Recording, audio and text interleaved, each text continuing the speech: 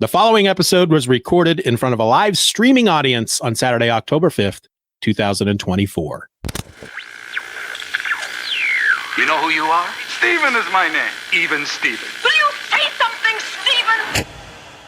Steeven or Else Media. You're listening to the Superman Super Show, episode 68, The Coal Mine Heiress.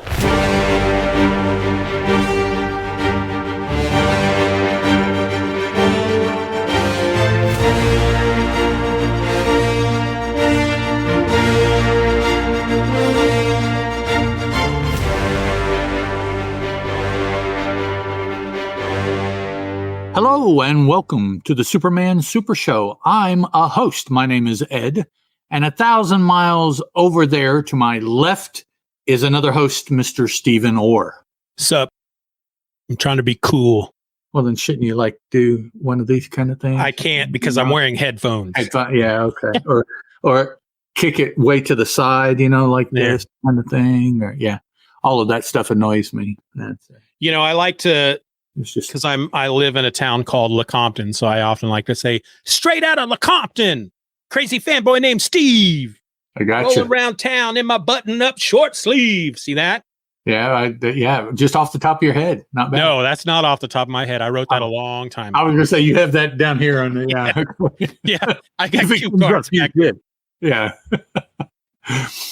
Yep. All right. Let's see. Banter. What can we banter about?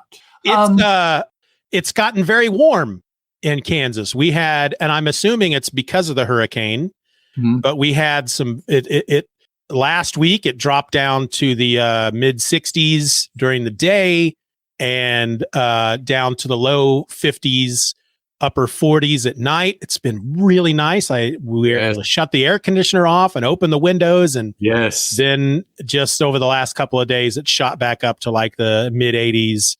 Lower 90s, and we haven't turned the air conditioner back on just simply because I don't know. You'll have to turn it back off. I mean, it's coming much sooner rather than later at this point in the year, and it's still fairly cool in the evenings at night. So that's really the main time that I can't stand. I can't sleep if it's in any way warm. There's nothing for me. There's nothing better than sleeping in a room that's super cold, and then I get to put great big blankets around. Yes, that's like the best thing ever. Use the blankets. That's when the sleeping temperature is correct. When you have to use a blanket. And I use a fan because I need that sound because of my tinnitus. Okay. But sometimes I'll especially after if you get a new fan or clean the fan because. You got to clean them fans. They get dusty and they lose their power. But I clean that fan and I have it shooting right in my face and it's cold and I got my blankets on and I can just see my own face sleeping there with just this big smile on my face. Just, that's all I need. That's all I need in life. You've been stressing about money all day, but damn it, I am in a good mood now. Yep. Cool air, blanket, bed. That's right. Yes. Here's to good times. Tonight is kind of special. See, I took it back to. Yeah, I still don't know where that's from. So yeah, it's. I don't know if it's Miller time. I don't. Yeah, never. I've never been a fan of the taste of alcohol, especially beer. No, so never acquired the taste myself either. And I would have people, in my 20s who would say, "Well, you just got to get used to it." It's like, I don't want to have to get used to it. If I don't like it from the beginning, why would I put myself through it just so I can get used to it? That's how you become an alcoholic, right? It's never going to not be nasty. Right. It just doesn't bother me as much. Yeah. No, thanks. That's not. It's like you just got to push through. Yeah. You just got to push through because eventually you'll be drunk and you won't care. You won't care. And I did go through about a year of that where I, my drinking year where I would drink simply to get drunk and learned that I was a bit too handsy. And so I stopped. That kind of thing is one of the check mark things that you have to learn for yourself when you get to be a certain age, going to a certain age. There are just a handful of those things. It's like, well, you'll figure it out. And drinking and whether or not you can or can't, or what, that's at the very top of the list, I think, because we have been told forever that we can't or shouldn't. So now there's nobody to tell us. So what are we going to do? What we have been told we shouldn't. I think I was in my mid-20s at that point, though. So I held out for a long time because, peer pressure. But the funny thing is that it was peer pressure that ended up doing me in. I held on for years because, it all starts in high school. Yep. Especially when you're going to parties. And, right after high school, I'm playing in a band and we're always at bars and clubs. And so it's always around. Right. And I've always just been like, nah, tastes like crap. Tastes like crap. That's all what it came down to. But then there was one particular night at a bar after we played, and one of the guys that was hanging out with us bought all of us Jägermeister shots. Okay. And he's like, here you go. And I'm like, no, I don't drink. And he says, don't drink, don't smoke. What do you do? You don't drink, you don't smoke. I was like, fine. Yeah. Ooh, Jägermeister. Yeah. Yeah.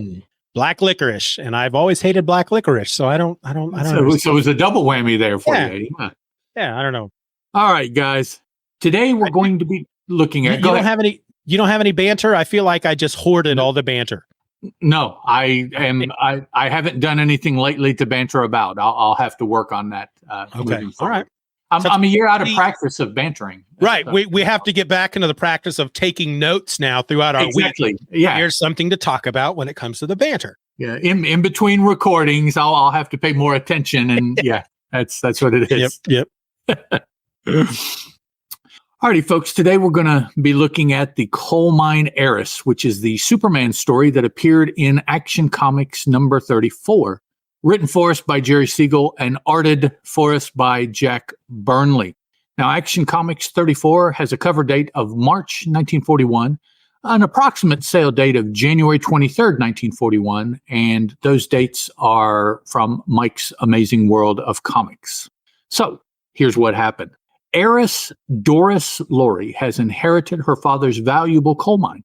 Clark Kent visits the mine to get the story, but is sent away by Laurey's uncle, Jim. Investigating further as Superman, he saves Doris from death inside the mine. Frightened by the experience, Doris meets with her uncle, who tries to poison her, but is stopped by the Man of Steel. Jim Laurey then tries to kill both of them, but Superman's powers overcome the crook. After apprehending Jim and his partner, the mine manager Crawford, Superman saves the mine from a bomb planted by the crooks.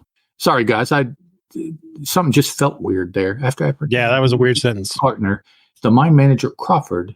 Anyways, okay. It should say after apprehending Jim and his partner. Oh, the mine manager Crawford, I guess, would be Jim's partner. Yeah, I guess. Yeah. Okay. I do want to start by saying, didn't mention this in when we talked about issue 34, but the cover has absolutely nothing to do with the Superman story inside. No, not at all.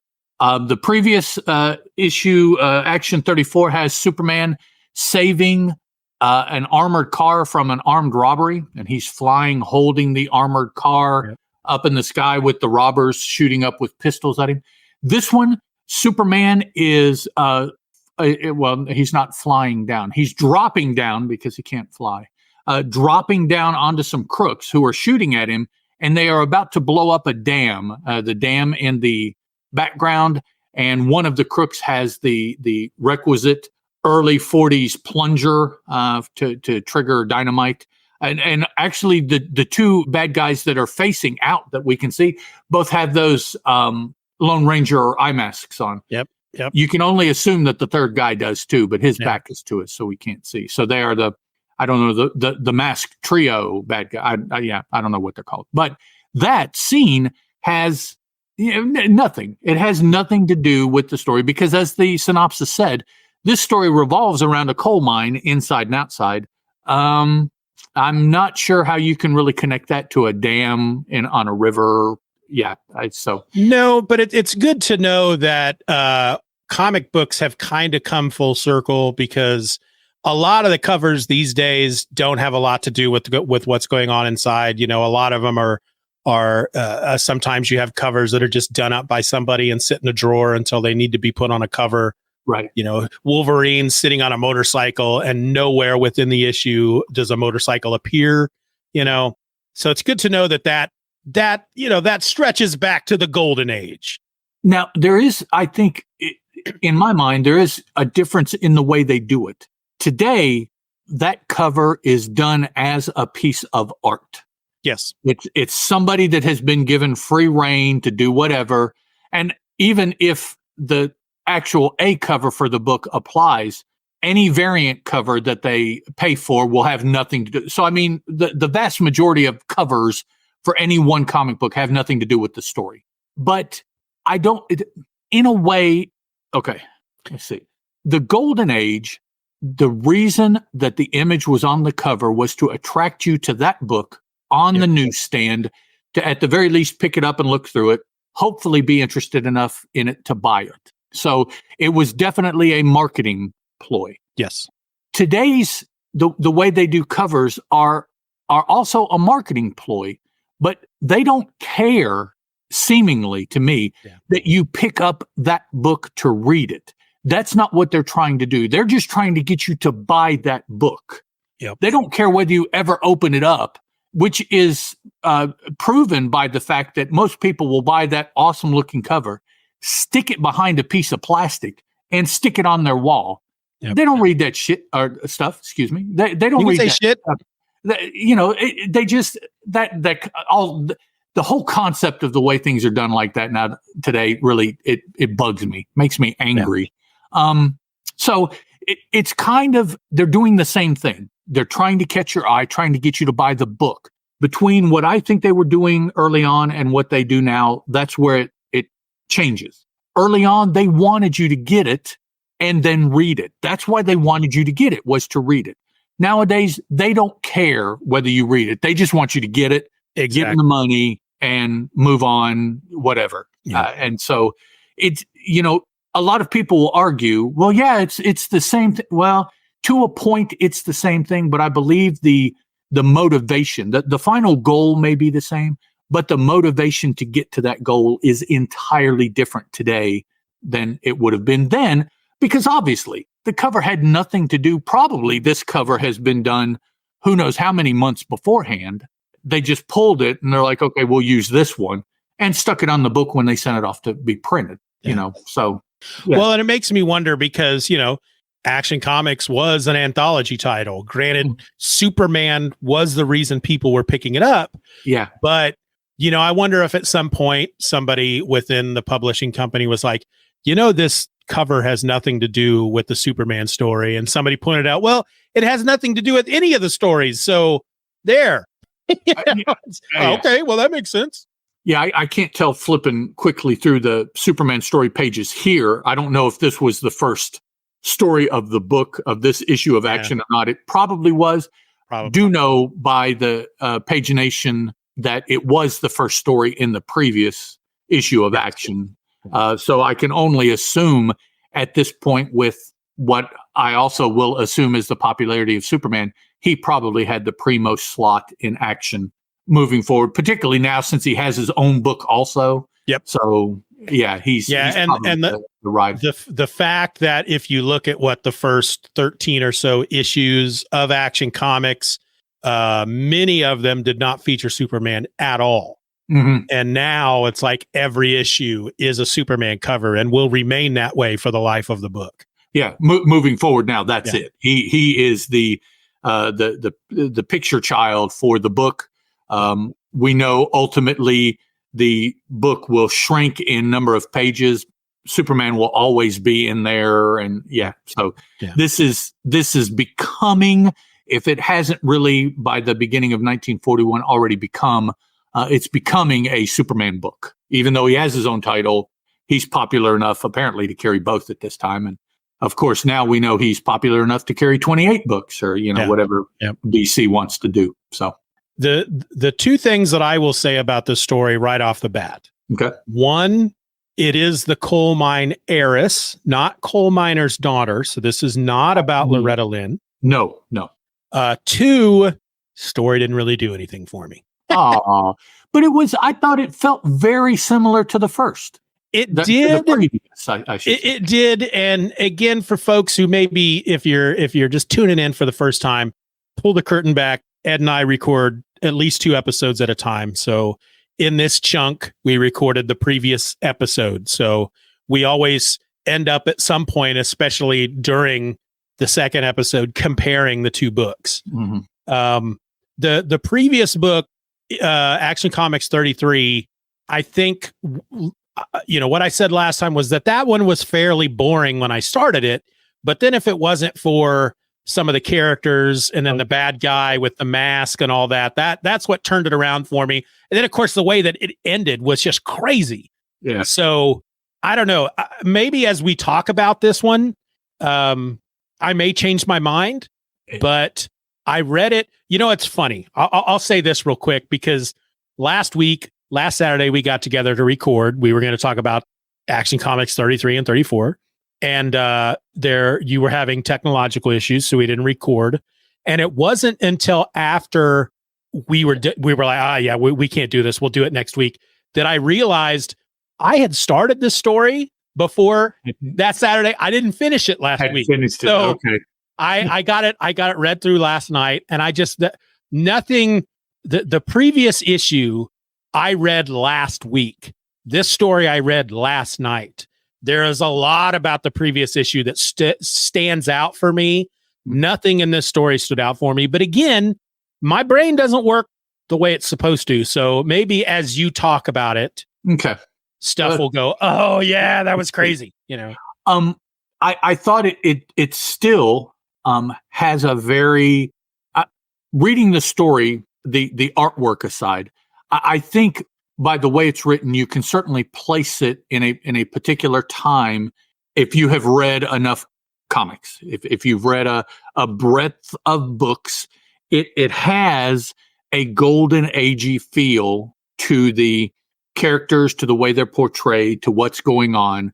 Now, if you go so far also to introduce the art, well, the artwork certainly places it in an older time than what artwork nowadays typically will look like.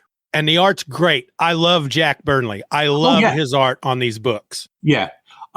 So our splash page does tie into the story, but not really the way the splash page is created, is crafted. The splash page is an image of a loaded coal car by itself, having been set loose. It's running wild, uncontrolled down tracks towards what is her name? Doris, who is collapsed on the right. She had to have made that sound when she went down. I mean, she did. On the tracks, the coal car seemingly is going to crush her. Superman falling in again because he's not flying yet. So he is falling with the Superman fist in front pose towards the car to save Doris. Now, all of that more or less occurs in the story, but not the way this is drawn. So the concept is the same, but the specifics for the actual story when it occurs in the story are quite different, actually, if you really want to get down and look at the two side by side. So the story starts out, Clark gets an assignment from the daily, what are they calling it now? Or just the planet. I'm sorry. It's not. Yeah, I think it's the planet at this point. Yeah, it's just the planet at this point. Clark is getting the latest story.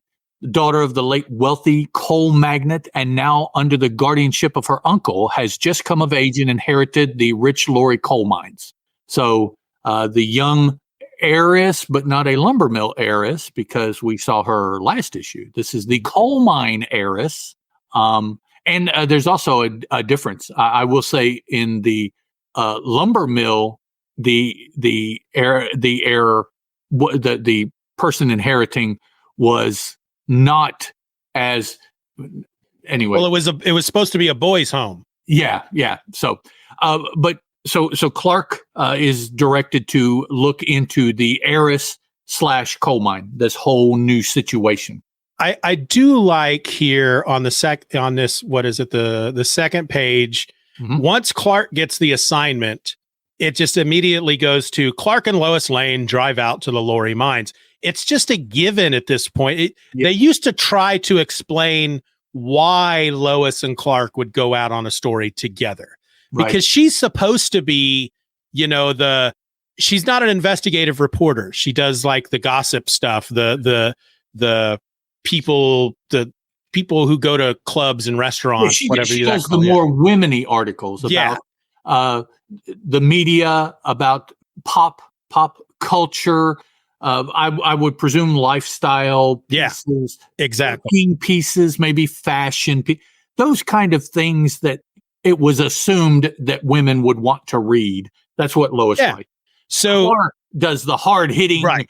Go out there and maybe be in danger, kind of get the real story kind of stuff. Right. So there used to be a time when the guy would tell Clark, I got a story for you to go on. And hey, why don't you take Lois with you? Because, you know, this is dealing with a woman who is an heiress. Maybe she can get the lifestyle aspect. You know, what does this woman cook for dinner every night? You know, they would have made a point to justify why Lois is going with him. And now it's just a given that Lois is going to go with him on a case. So on the one hand, it's like I feel like they're not even trying at this point. But on the other hand, I feel like, well, we're establishing the fact that Lois is slowly becoming less she only does articles about women's stuff. Right. To Lois is starting to become an investigative reporter. They just haven't said it out loud. Well, hopefully what long term they're doing is setting them up to be more a team to produce this article rather than you and a sidekick, or we need a ladies touch. So it'll be you and a quasi, let's see I almost had it. What do they call people who they call in to help them edit a book that has knowledge of the, not a ghostwriter, they have knowledge of the type of people they're writing about, whether it's a culture or what do they call that? I don't know. I want to say pundit, but I don't think that's right. It's kind of a newer trend. If you have a straight person that is writing a novel about gay characters, or about characters that are, say, like Native American, or they have somebody to come in and read it. Yeah. Okay. I don't know but that's kind of initially what you thought Lois was. She was to put that woman's touch on whatever Clark was turning in.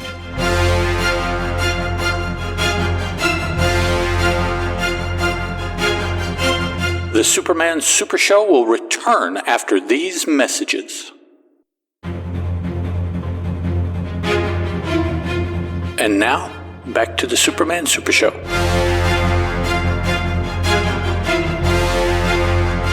Now, at the same time, I know that they have also made it a point that regardless of why Lois is being sent with Clark, she seems to want to try to get the actual story. I feel like they have made it a point to show that regardless of how the editor, the chief may think of Lois at the newspaper, she is making strides to be taken more seriously and to get the real stories.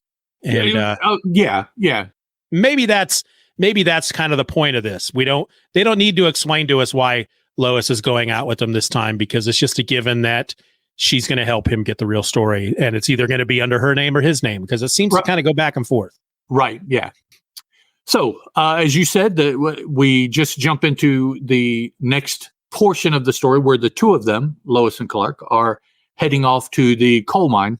They are met by the gatekeeper, as it were, the person that is part of or is embedded and who sees them as the outsiders. And they're like, oh, what are you doing here? What do you want? And so they have to give their, in essence, their bona fides to the gatekeeper in order to pass through, to be able to get through. And actually, I was going to throw in a reference to the Ghostbusters first movie, but it didn't come out. It didn't come out right as far as the gatekeeper and the keymaster. Keymaster. That's what. Yeah. So So after this little interaction, they manage to convince the gatekeeper. He doesn't get a name. He's just a tough. I just have him written down as a tough because there's another one there later on. He's not the partner. No. No. Yeah, no. It's her and Uncle Manager Crawford. He comes a little bit later, and then Uncle Laurey. We're about to be introduced to him, and we're about to be introduced to Doris here also. So I do like that they pose as students. Yeah, but still, that's kind of dicey. She could be a student, maybe, but he certainly doesn't look the part. Yeah. Again, in his suit and his vest, which this one looks like just a straight up vest, button-up collar, tie, fedora, which I do dig. Kent's choice in hats. Yes. He looks about as much as a student as he did a lumberjack in the previous issue. Yes. Yeah. Maybe. Now, I do know that this kind of attire was dressing up a little bit farther back. So it could be that the men in college would have dressed like this on special days, but I don't think on a day-to-day basis in like the teens and 20s, they necessarily would have dressed like this. In the 30s, 40s, 50s, I certainly don't think they were dressing like this in college, the college men. So they'd have a sweater on. With the big letter on it or the emblem of the college and a blonde cheerleader on the other arm. They would, that's right. Right. Yeah. Okay. So next up, we go underground, which is an interesting place to first meet the Laureys. But Uncle Jim Laurey, is showing his niece around. A personal tour of the mine, which is just kind of odd. The two of them are walking around in street clothes, and she's wearing a dress, and he's got his nice suit on. And they're a pretty blonde girl emerges from a nearby mine entrance, accompanied by a tall, elderly, hard-faced man. That's what the narrator tells us. We see that they're emerging from shaft number 3. It's drawn, like coal mines with support timbers and everything like that. So it just struck me as kind of weird that they just were, okay. My experience here in Southern West Virginia, the mines are, the seams of coal are not large. The seams of coal are very short. If you get a 3-foot seam of coal, you're doing good.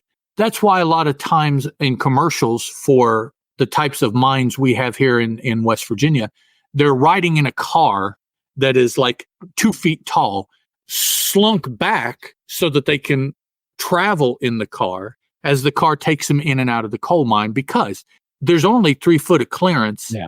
The car has to be shorter than that. And then the men have to fit in the car to be able to ride it. When they're working, all kinds of stories of men working, slinging hammers and picks and whatnot on their knees. That's all the room that they had, so this is more like a Western, some other type of ore mine, whether it be iron ore or perhaps copper ore. I'm not necessarily as familiar with those, but something where the miners can go in and are able to stand up, obviously, like these guys are going. So whatever the seam of coal is that they're working, they need to work the heck out of it because it is huge to be able to do this. Now, none of that really has anything to do with the story. That's just but me as my experience with coal mines here where I live. But even beyond that, despite the fact that they're obviously important people in that mine, you think they'd still each just throw on a pair of coveralls before they go out into this dirty coal mine. Well, you would think at the very least, because they are not going to come out clean like this. There's no way. So Clark sees him coming out, and he's running. He's going to try to get the story, completely oblivious to the fact that they just said, there are a couple students and they're doing this student thing. All of a sudden, Clark kicks into reporter dude and runs up to Doris to try to get a story from her. Lois is trying to tell him, no, Clark, you're going to blow our cover. What are you doing? Clark just runs up anyways and starts to question her like a reporter. The uncle, of course, gets mainly really put off. The girl is kind of put off by it too. Uncle calls for the heavy that Lois and Clark just passed. I mean, he is right there too. Yeah. Clark doing all this after lying to this dude, essentially, because now the the tough dude can see what Clark wants. He does say they're from the Daily Planet. So. Right. Yeah, Clark does. Yeah. So Uncle calls the tough throws Clark out. Once again, we have seen this multiple times. The two of them show up. Something happens to Clark that if he is going to Superman, he's going to have to Superman from away from wherever Lois is, whether she has gotten captured or her cover has still solid or she is off doing something else, whatever it may be. But how did she maintain her cover? They don't explain that at all. It's like, well, if you're a reporter, I'm sure she's still a student, so she's good, but you're going she out. Can still stay. We just now know what you're doing. Yeah. Yeah. I don't know. So now Clark / Superman is outside the mining compound and Lois is inside.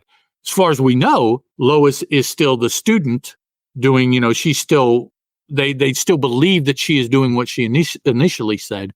Clark now is on the outside forced. Either he's going to have to sneak in to do something, or he's going to have to come in as Superman and hide from everybody if that's what he does, which, case in point, that's what he does. Yep. He changes into Superman, leaves his clothes just laying out here outside somewhere. I guess he'll go back and get them if he needs them.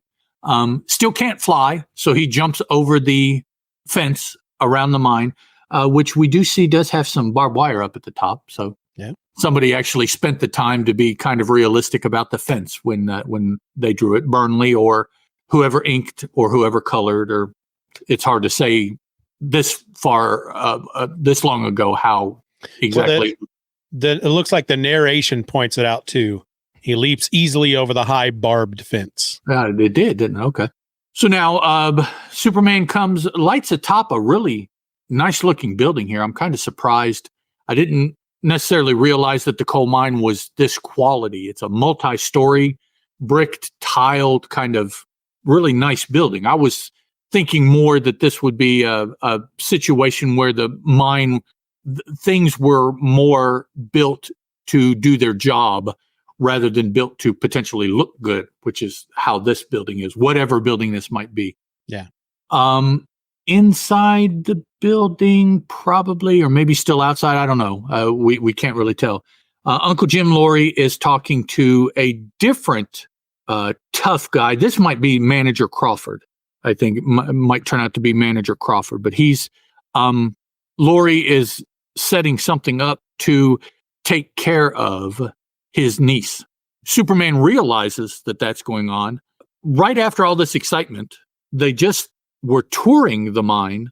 So the uncle, and we're assuming that this is all happening as we're seeing it back to back as far as time frame. Yeah. But the uncle wants the niece to get back into there's something that I forgot to show you or that I still need to show you or what have you. He makes his excuses to get them to walk back into the coal mine they just exited, still, as before, dressed in just regular street clothes. So the narrator tells us the pair descend the narrow shaftway deep into the newly deserted mine. Okay, they're walking a set of tracks. I don't know that I would call that a shaftway.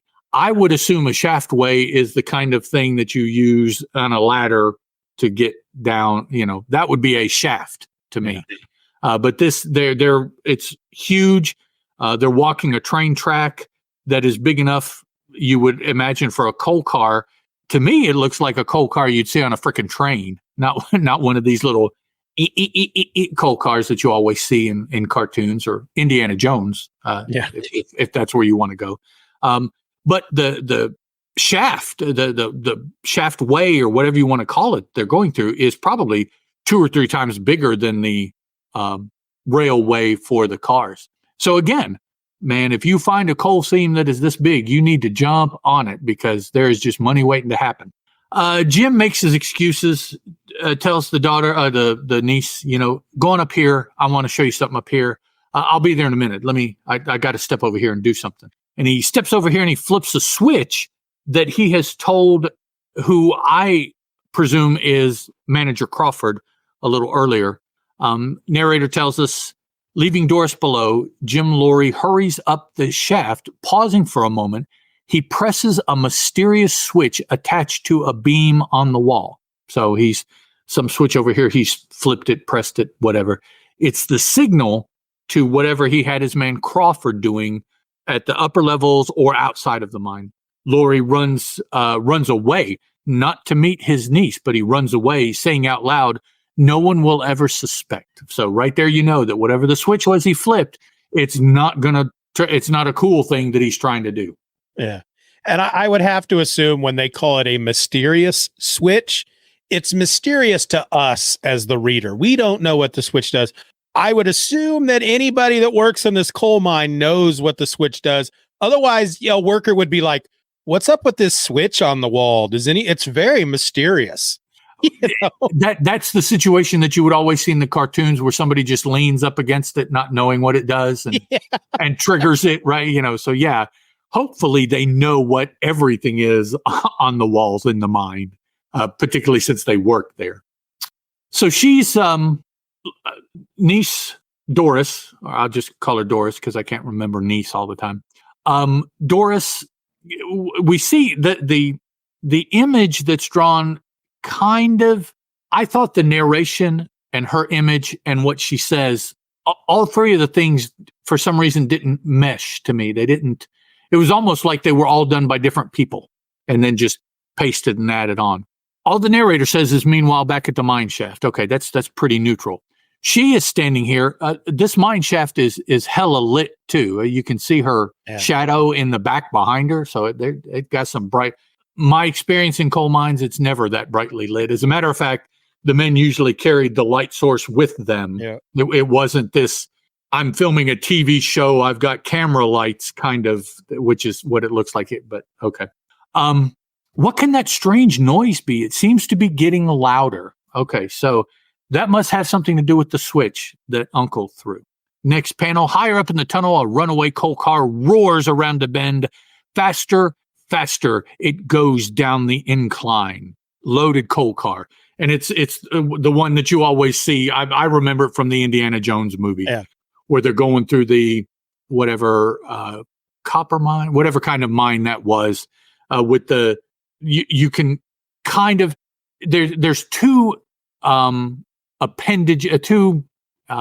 things that you will see in the cart. One of them, usually in the back, is a clamp that is attached to a brake, or a lever that's attached to a brake. Usually in front, you see what you presume is a steering wheel, and that's kind of what it does with strict limitations. It steers not like a car, but it does, if not turn the wheels a little bit, it will bank the car to give you some control on the rails as the car is moving forward. Now, once the car reaches a certain speed, the movement really doesn't do anything to it anymore. It's either tied to the track or it's going to come off the track because it's going too fast. So this one certainly looks like ain't no amount of steering going to do anything to it because it's got some massive speed lines coming off. Yeah, of it. it's going fast. Yeah, it's been going for a while. It's fully loaded, going downhill. So something's going to happen to the girl. It's getting louder and louder. She finally yells for help. Superman, who is in the vicinity, falls to the front of the cave and is going to go in to see what she is yelling about. The only thing he really could hear is her crying for help. He hasn't heard any other noises to assume that something is happening. So he's going towards her voice. He's stopped by a couple more toughs. One of them is kind of wearing a suit, so maybe he's a little bit higher up in the coal mine tough hierarchy here. The dude not in the suit has a pick, a mining pick. So they're going to stop Superman from going in. The dude in the suit, again, I'm presuming is the manager Crawford that Uncle Laurey talked to at the very beginning, who set all of this that we're seeing in motion with the coal car and everything like that. Superman zips past them. Another panel of the coal car rushing on. Puts me in mind of a country song from back in the 80s about an out-of-control coal train, something. Yeah. I love the panel, though, where he zips between the two of them, because it's just motion lines. They're both falling backwards, like something really fast just came through. And then you just have the word whiz. Right. In case the motion line. Everything else isn't cluing you in on what's going on. They put whiz in the speed lines there for where Superman was. So all of it, the lines, the two guys being forced apart because something goes between them, and then the word whiz. I think not whiz stretched out, just the 4 letters whiz. Yeah, I think that's actually what it means, is that one of those guys is now peeing because it scared him so much. Probably. Well, yeah, no doubt. Something suddenly throws him apart like that. Yeah. So Superman is zipping down and underground. And again, there is some massive lighting. I don't know what they are using to light this mine, but there are shadows everywhere, and big, distinct shadows. Yep.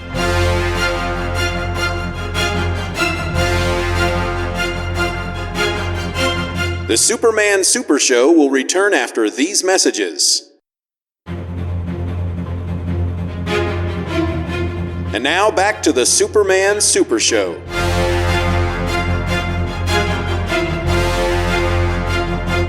The niece, I said I wasn't going to use that. Doris, I got to remember her name. Doris.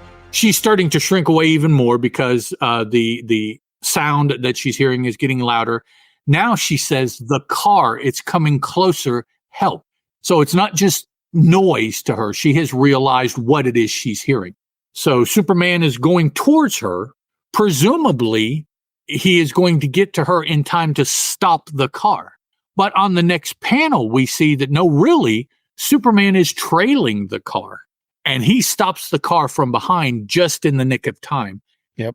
I thought it would be more heroic if he was in front of the car, right, and kind of took the impact somehow to save her.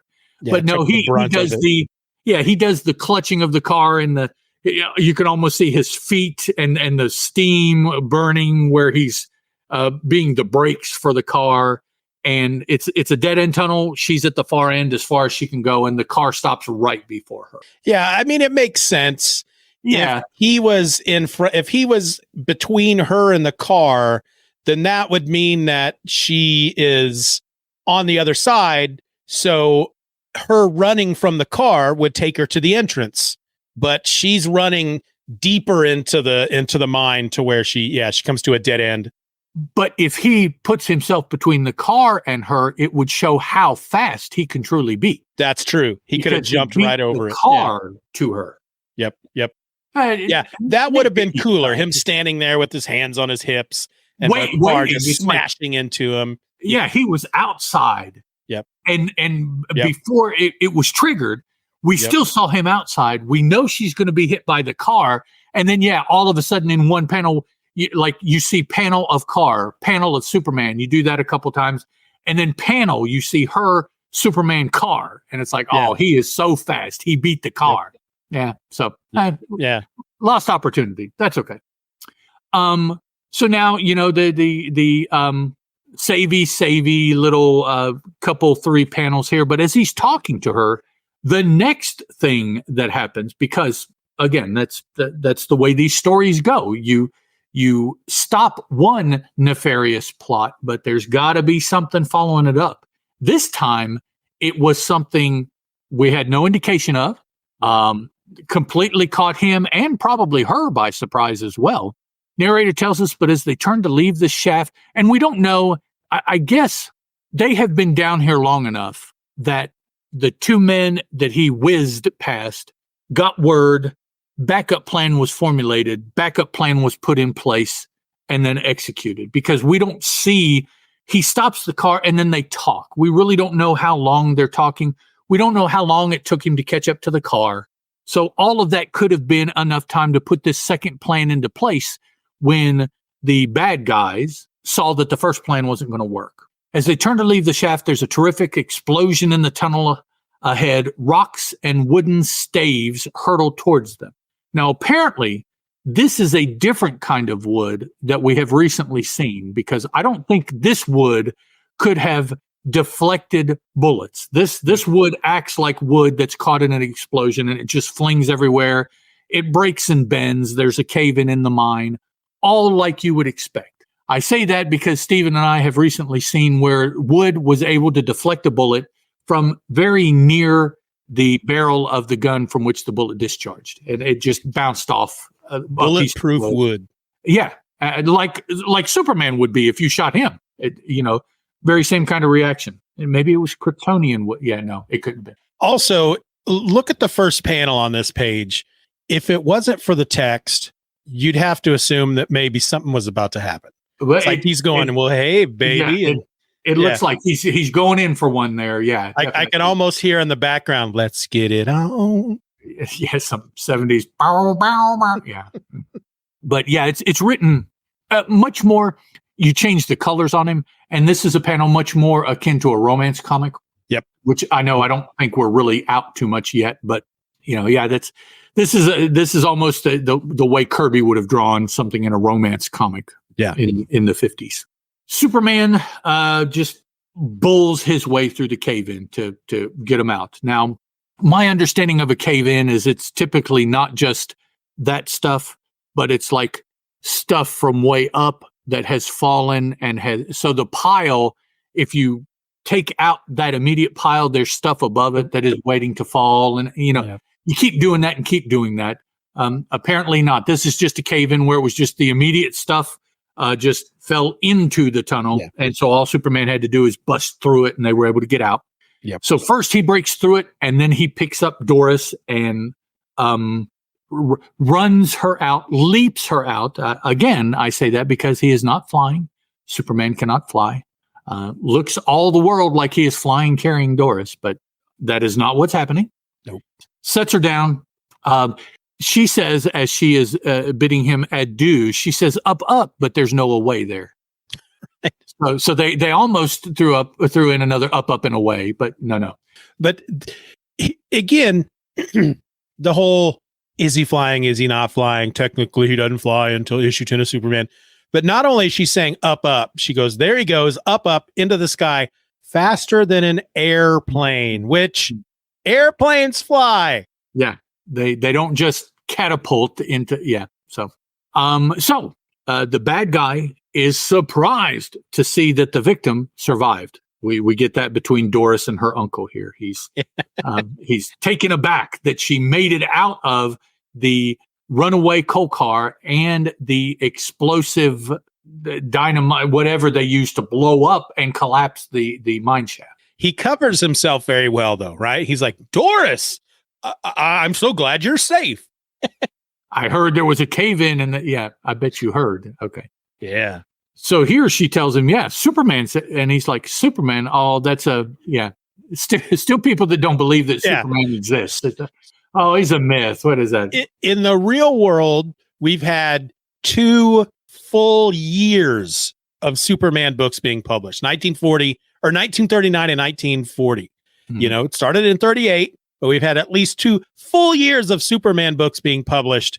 I don't know what that means as far as the time frame within this universe, but yeah, for people to still, Superman, that's a myth. Yeah, and there has to have been pictures published by now. You'd think. So yeah, I guess picture is not proof enough. Although I mean, it's all the proof we need. How many times have you heard a picture it didn't happen as far as social media? Right. So that's all we need is a picture. But yeah, hell, we've seen live video footage. No, that didn't happen. No, it's not. Okay. Yeah. So she doesn't, I don't think, really add anything here. Just tells him, yeah, we narrowly escaped. He saved me. Jumped into the sky with the speed of a bullet. Next cut to Superman. He goes back to wherever he left his clothes and dresses himself. Then, as Clark Kent. As Clark Kent, he goes to investigate the cave-in and finds the remains of a time bomb. Time bomb. That was the cause of the cave-in. So in order for it to be a time bomb, they had to have known beforehand when they wanted it to go off. So I guess that was part of the overall plot. Maybe they were going to cover up the fact that she was killed by a car by having planted a bomb to go off soon after the car. Yeah, that's all I can think of is that, the coal car was going to smash her to death, but then the explosion would bury all of it so that it would be a while before they even found out she was dead. Right, yeah.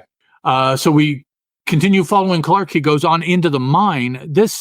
I guess he's in the mine where he sees the time bomb remnants here. He goes... does the name time bomb, for some reason, that sounds weird to me. I know that there are such a thing, that timed explosive devices, Right. but to hear it as a time bomb makes me feel like it's a bomb that has something to do with the flow of time, right? Potentially, particularly when you're talking with comic books. I mean, yeah, that's the problem. We're jaded now. Time bomb means something completely different. And I know it's not the first time I've encountered the word time bomb. Obviously, it's been used over and over and over again in my life, but for some reason, suddenly it just seems weird. Yeah, it kind of, when I read that, it jumped out as kind of a, I don't know. I don't know necessarily what else you would have called it. No.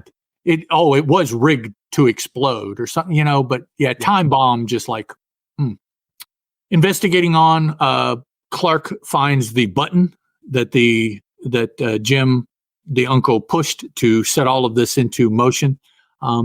Clark says out to us, he's telling us, and this switch, I'll wager it has something to do with the mystery of the runaway coal car. How does he know that? I don't know. How is it? Yeah. Why is it not related to the time bomb? Maybe somebody pushed the thing and I don't know why it's the car. Why does it have to be related in any way? It's not labeled to anything. No. Yeah. He sees a switch and goes, I bet this had something. It could be a light switch, Clark. Reporter's intuition, I guess. I guess.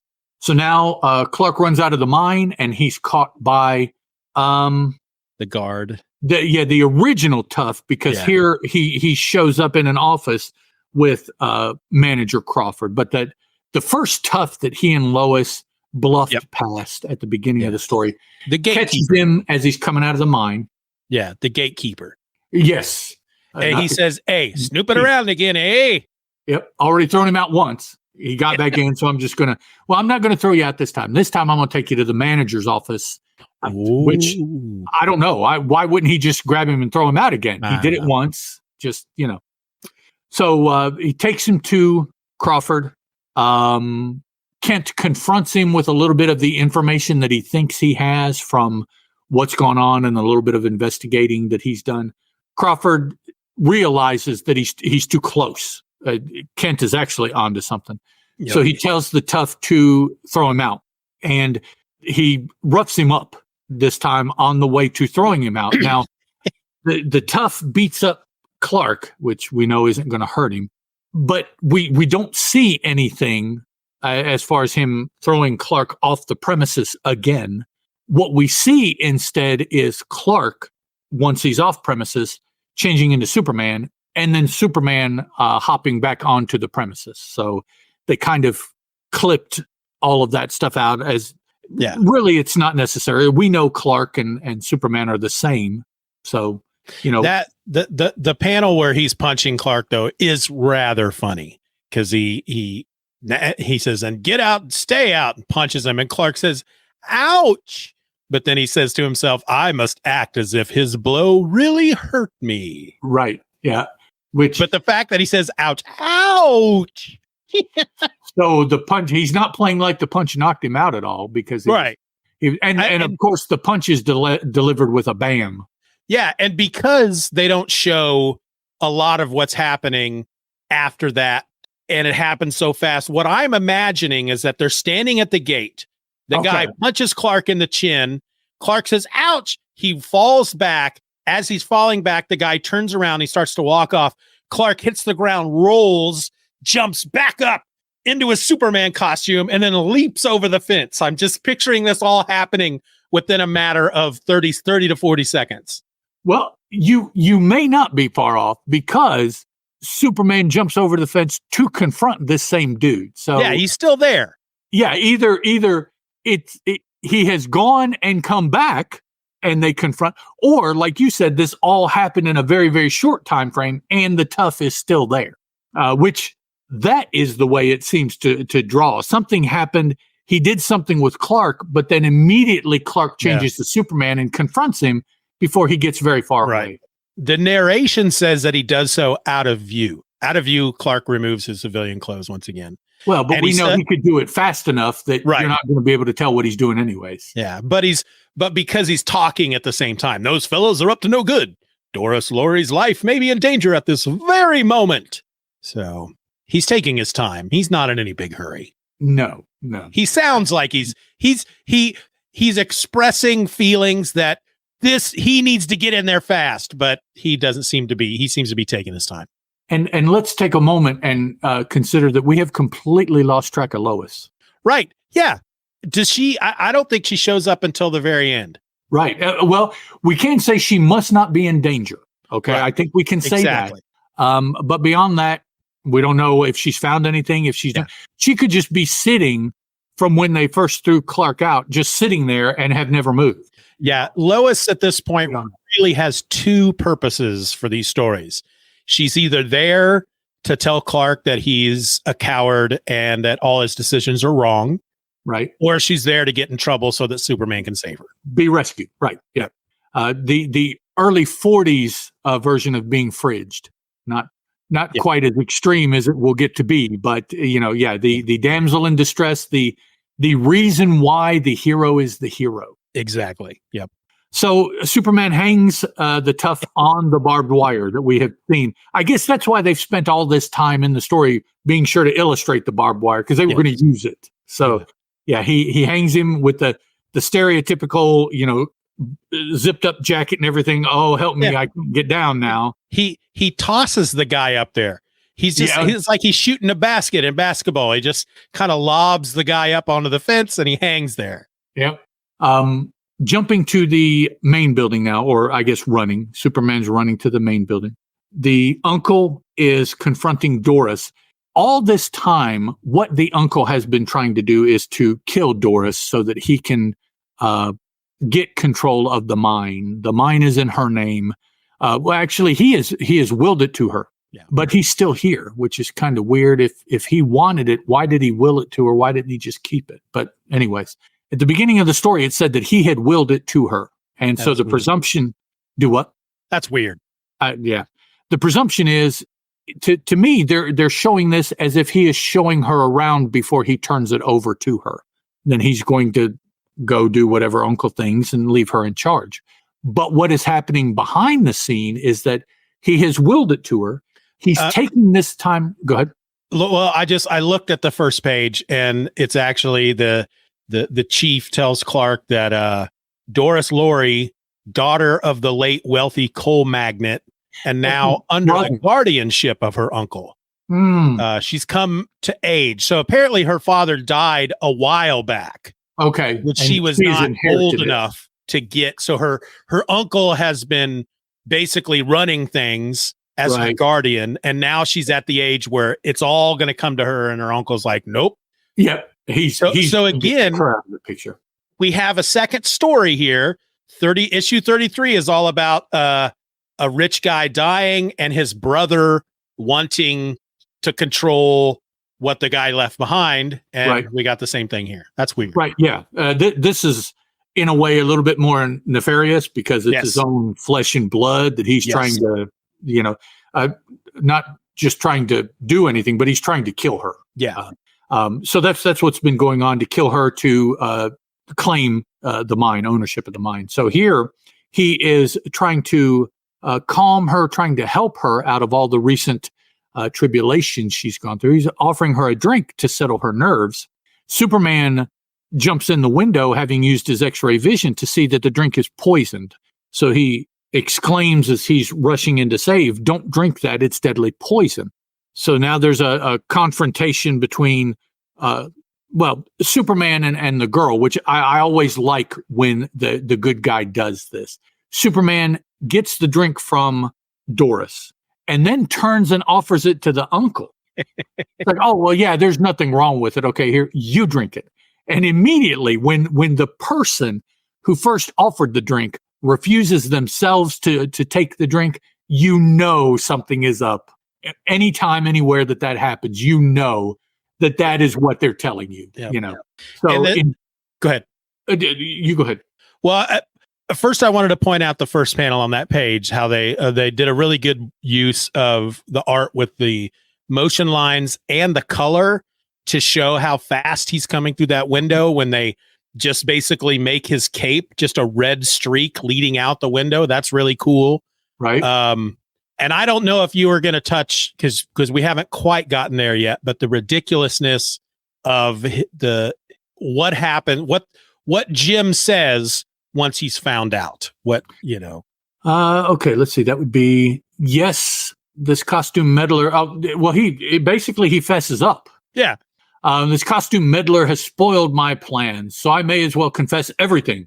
Crawford and I plan to do away with you and thus gain control of the Laurey mines. Crawford is the manager of the mine. And next panel, the now repentant Uncle Laurey says, now there's nothing for me to do but pay the penalty for my crimes. This elevator will take us to the ground. And I thought, well, they're in a building. Yeah, this makes it seem like they're in the mine somewhere. And now, even me, I see this thing that that Doris and Superman are walking into, that the uncle is going to close the door. He's generous. He's going to close the door behind him. This doesn't look like any elevator I have ever seen. No, it looks a bit more substantial than that, just cursory looking at it, Come to find out, Uncle slams the door shut, and it's not an elevator. To me, it looks like a safe that he has trapped him in a safe. Doris says it's a decompression room for the miners. He can adjust the air pressure at will. Is this something that underwater? Yeah. But from above ground, underground mines? Is this something they must go really deep? I don't know. I hadn't necessarily heard. I'm not saying that it's not possible, but I'd never really heard that was an issue for mining. Yeah, I know. I've got some kind of compression, decompression imbalance. Yeah. And I've never heard of that either.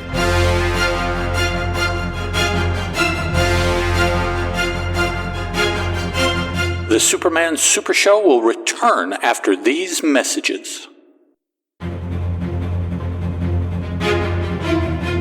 And now, back to the Superman Super Show.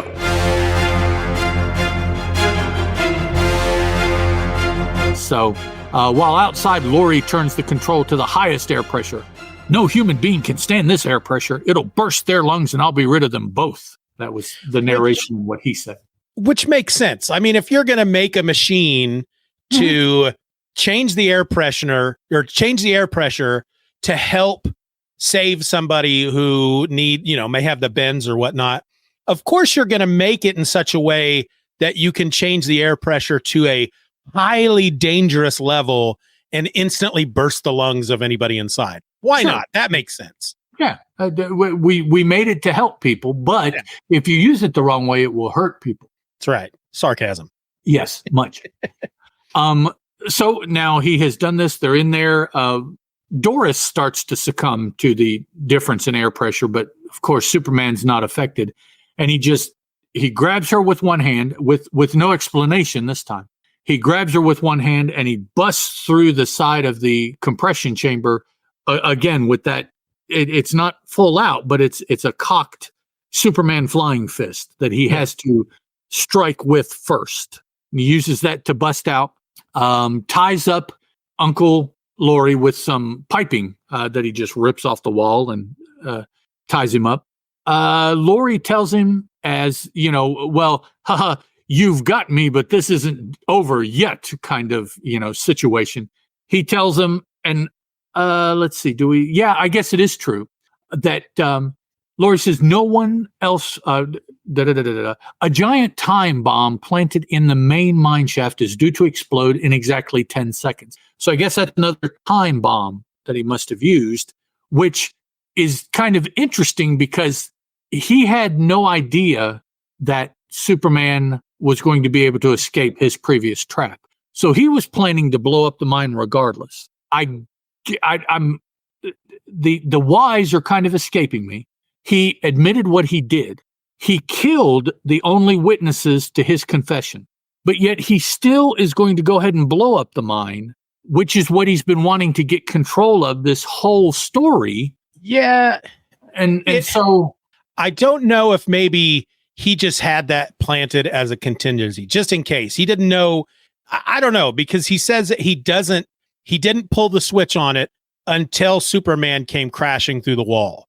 So we didn't see that, but okay. I mean, he says he's got a giant time bomb planted just as you crash through the wall. I pulled the switch, which started the time fuse. Right. So if they had died in that compression chamber, would he have then, all right, I won, and then went and got that bomb and made sure it not have done it? But why? Also, why would he expect a normal human being, which he doesn't know anything about Superman, to be able to survive, to have a backup plan to begin with? I don't know. Yeah, unless I don't know. Unless maybe he's just one of these crazy dudes. It's like, look, I have this plan to kill my niece, and just in case, I'm going to put a big time bomb in the main shaft of the mine, just in case anything at all I don't know what may go wrong, but if I'm not able to kill her and the police find out, I'll trigger the time bomb and everybody will die. And I don't know. I they guess should have explained it more. Well, it just seems in this particular story that there was just thing after thing after thing that was ready to go without really any lead up or anything. It's like, oh, well, that didn't do it. Try this. Oh, that didn't do it. Try this. And it's like, well, how did you know any of them weren't going to work to know that you needed a follow-up, not just once, but it's happened multiple times. It's like, okay, you must really believe in Superman, because once you were confronted with him, you didn't know what would stop him. So you had plan after plan after plan to try to stop him. Yep. So Superman runs out, goes into the mine, finds the bomb, leaps out of the mine and high up into the air. So he doesn't throw the bomb. He just jumps with it. Yeah. And I don't know if it blows up in his hand or whatever, or he throws it once he's in the air, whatever. But the explosion really doesn't seem to affect him any. Comes back down, grabs Manager Crawford, who is trying to run away, finally, after seeing all of this stuff that doesn't work. Superman adds Crawford to the uncle's pipe wrappings. They're now wrapped up back to back, whereas it was just the uncle. Yeah. Doris thanks Superman. Oh, look, here is Lois. There's Lois. Meanwhile, Lois drives back to Metropolis. So Clark Kent got kicked out. She has not seen him. She does not know anything about anything, but she does decide, well, I'm just going to go back to Metropolis. I'm going to leave Kent or wherever, whatever he's doing. I'm just going to leave. I don't know about him. And just she, okay. If there is one thing that I learned very, very early in life, it's that you do not leave your wingman. And that has stuck with me since I was in high school. I learned that and I have lived that ever since. Lois apparently has never learned that lesson, because she gets in her Studebaker here and drives back to Metropolis. No idea what's going on with Clark. Just knows that he's not with her. Yeah. Makes you wonder how long she actually stuck around, because really, she had no idea what's going on, because well, I guess there's no story here. I'll drive back. Wonder what happened to Clark. She didn't talk to Laurey. She wasn't around to hear like 18 different explosions that happened in the mine. Maybe that's a story. No, she's oblivious to everything. Yeah. And just drives back to Metropolis minus her wingman. Yeah. I can only assume that right after Clark was thrown out, Lois says, oh, well, I'm not going to get an interview. Yeah. Gets in the car and drives away, because I don't know. She doesn't even, where's Clark? Should I bring Clark back with me? I don't know where he went. Oh, well. Should I try to get help? Because I don't know where anything, nothing. Because my colleague has disappeared. Did she think that maybe he just, as soon as he got kicked out, he leaped up and ran to a cab to go back home? Right. He went back to Metropolis. Since I can't do anything here, I'll just go back. So that's the next to last panel. Of course, in the last panel, they catch up their little professional competition here. Clark has submitted the story about Doris and the mine, the Laureys and all that, scooping Lois, although Lois apparently didn't have any story, because that's what it says in the previous panel. Yeah. But their little competition. He says he scooped her. And then and he says, for once, Superman helped me to get a scoop. Hasn't all of his articles that he's written have been because Superman has helped him? Does nobody understand that? And doesn't that mean that he must have been around wherever Superman was in order to get the scoop? So that means he was still there somewhere? Yeah, unless they just assume that Clark headed straight back to Metropolis, and then at some point, Superman came knocking on his door. Hey, Clark, I got this story for you if you want to use it. Yep. Thanks, Superman. From what she said, Lois doesn't even know that Superman was involved, but yet Clark is dropping Superman. We know he was involved, of course. Lois doesn't. So Lois does not come out looking very good in this story or the other story, because both 33 and 34, at least Lois was involved in issue 33, but she still had no clue that Superman was there. She guessed that Superman was there, but for a reporter, she's not really on top of things in these two issues. She's acted kind of goofy in these two issues. So spent plenty of time on that story. Sorry, it took me a while. I'm kind of out of practice. No, but you got me enjoying it. I can look back at it now and go, yeah, there were some fairly ridiculous moments that now have made me understand how I can enjoy it. And I don't know if it's me or it probably part of it's me. Part of it is how I have been trained, having read comic books for, umpteen years. But I always, even without trying, I look for the gaps between panels. Yeah. Now, there are going to be some, and some are expected, of course. But in a lot of these Golden Age stories, there are miles of gaps at times between panels. Oh, yeah. And that instantly jumps out at me. So then as I read, I will go back to see, well, did they give us some clue or indicate or anything?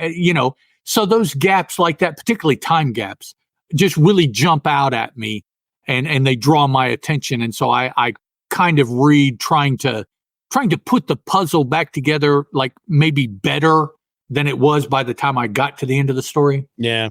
And a lot of times in these early comic books, you can't put that puzzle together any better. It just, you have what you have. And so that's one of the enjoyable parts for me reading Golden Age stories is that it reads so different and it feels so different from contemporary books that I read that I enjoy it. It's a nice break.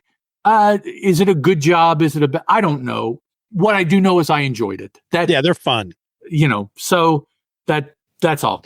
See, and for me, I kind of dwell on wanting to know some of the more mundane things. Okay. So we know that, for example, her father obviously died long enough ago that though she is the one who inherited the coal mine, she was young enough that she could not be put in charge. Right. And so her uncle Jim, her father's brother, was made her guardian. So what I want to know is, how old was she when this happened? At what point did Uncle Jim decide, I'm going to have to kill her in order to maintain control? Did he try to do anything legally? Did he, was this his first idea? Did he not think of, is there some way I can make her look completely irresponsible and not responsible enough to run this mine? And so they have to end up giving it to me when she comes of age. He could have, there's all kinds of stuff he could have done before just going straight toward, I'm going to have to kill my niece. Yeah. Right. Yeah. There's nothing else. I have to kill her. That's all. That's all there is. And then he convinced a guy that works at the mine to help him. Yep. We have to assume that obviously money is involved. The other guy wanted a piece of that action, but still and that's the thing about these Golden Age stories.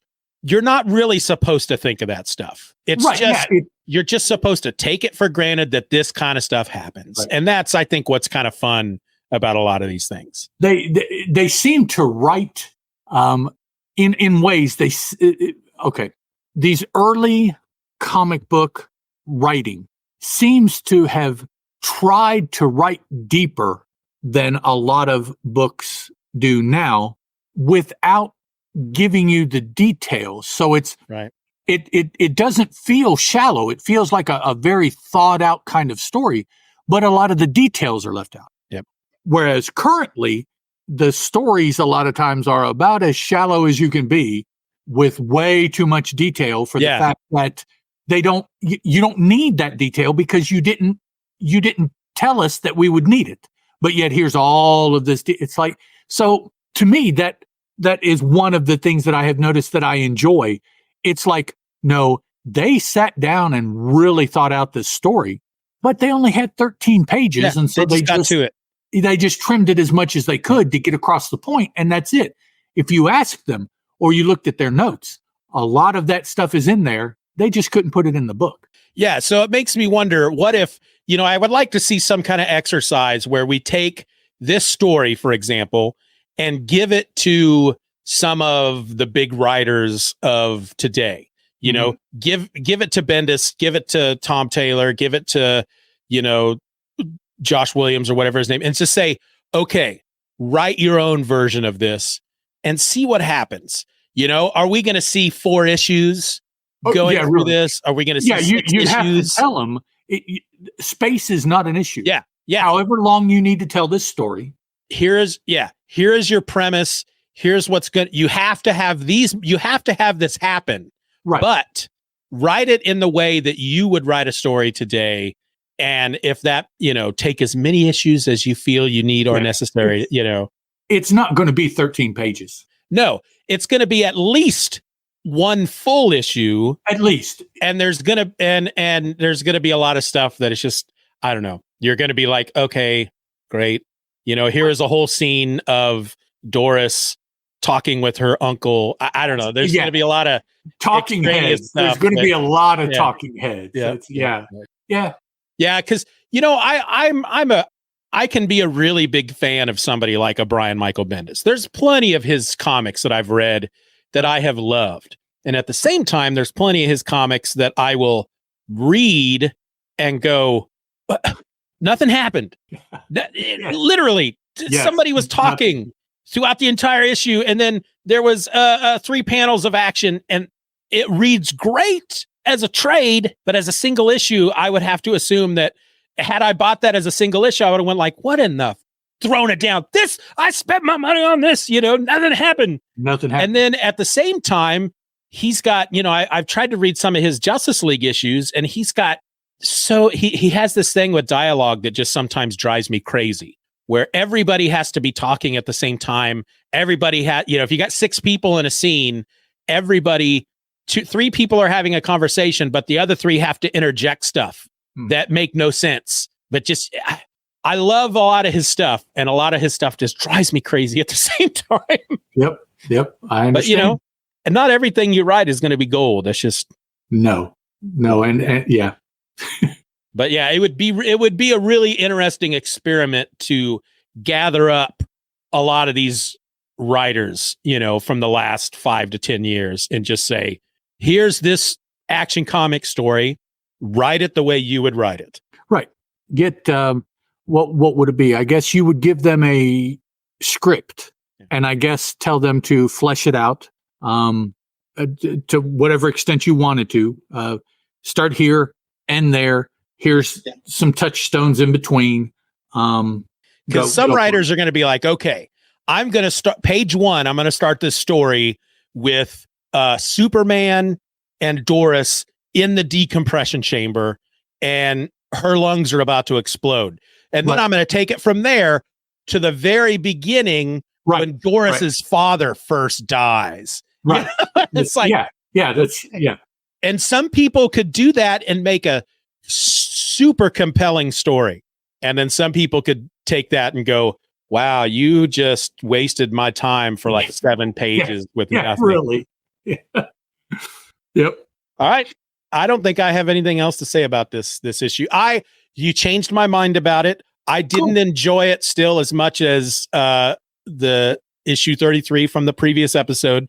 Right. But yeah, I got enjoyment out of it. There were some really fun moments, and it was, the whole Lois. Why was Lois even in the story? First of all, I don't know. But It was not, and particularly at the time they are writing this story in the 40s, it certainly wasn't necessary. You didn't have to include a female in that. No. They didn't. They did, but they didn't. Yeah, it's like, why did you? Yeah, I don't know. I don't know. I mean, really, Lois didn't have to be in the previous story either, but they put her in there so that Superman could rescue somebody at some point. Well, but at least you saw that she was there. Yeah. The argument about whether or not it was necessary or whether she was used well or not, completely different discussions. She was there. She was a part of the story. Here she was there. She was not a part of the story at all. It's almost like her inclusion was just so they could say, by the way, Lois still exists, just so you're aware. Yep. Or so that years later, you could tick off Action 34 as an appearance of Lois. You could add to her appearances. That's, but nothing substantive at all as far as her appearance there. Yep. We'll go ahead and throw out that if you are or are not following, either way, regardless, the next episode, we will get into an actual Superman book. So we're moving from Action Comics to a Superman title, his title, the next episode. So, and also an even farther heads up, I believe coming up in not too long, we have a book that we have not talked about yet. It will be the addition of a brand new book. Oh, really? I haven't looked that far ahead. It's after the Superman title, I believe the next book is the first issue of a book that will go on to be a Superman vehicle, but it's not one that we've talked about yet. It'll be a brand new addition to the Golden Age books that have Superman. I'm flipping through the pages, and because Superman number 9 is next. There's usually 4 stories in those, so that means that'll be the next 4 episodes. Go to the index at the beginning of the book, and that allows you. Yeah, but I'm flipping through this Superman issue, and I'm just not that impressed with the art. Oh, okay, all right, yeah, looking forward to that. Yep, that's something new. And as a hint, I believe that that first issue of that book is the only issue of that book titled that. I believe the next time the book appears, it's under a different title. It does look like it's an anthology, and the people who are on the cover with Superman does not appear in his story. So that kind of sucks. Yeah, because there's some cool people there on the cover. But yeah. So that's cool. We're starting to, for a long time it was Action only, and then we introduced his eponymously named title. So then we have the 2 titles. So we're starting to see his publishing universe expand. As we move forward through 39 through 40, now into 41, we'll get the addition of another book that will carry on for a while, probably for the foreseeable future. Actually, I think it'll be these 3 titles that will just bounce around through getting stories from for the next several years of publishing time and the next multiple years for our time as far as what we're doing. So. Yeah. But here's another little tease. Flipping through that Superman issue. It won't be the next episode, but the episode after that, Superman fights an alligator. I believe that's a first. And as you can imagine, fight doesn't last that long. Shouldn't.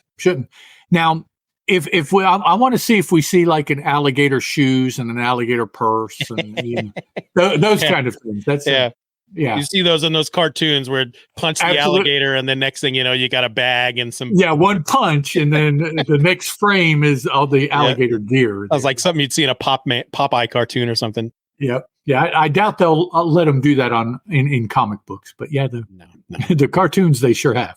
All right, guys. Are you good? I'm good.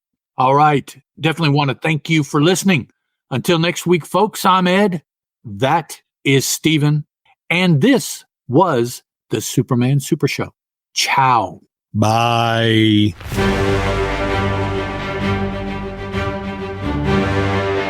We want to to thank you for listening to this episode of the Superman Super Show. Questions and comments can be directed to the Superman Super Show at gmail.com. If you enjoyed the show, you can help to boost our presence online by leaving a rating or review on your favorite podcast app. The Superman Super Show is a presentation of Steeven or Else Media. For more nerdy content just like this, check out stevenorelse.com or just use the link in your show notes. Superman is a registered trademark of DC Comics and was created by Jerry Siegel and Joe Shuster.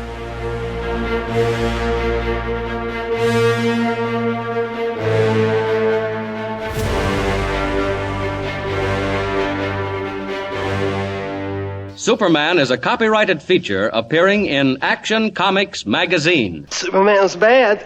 I mean, he was bad.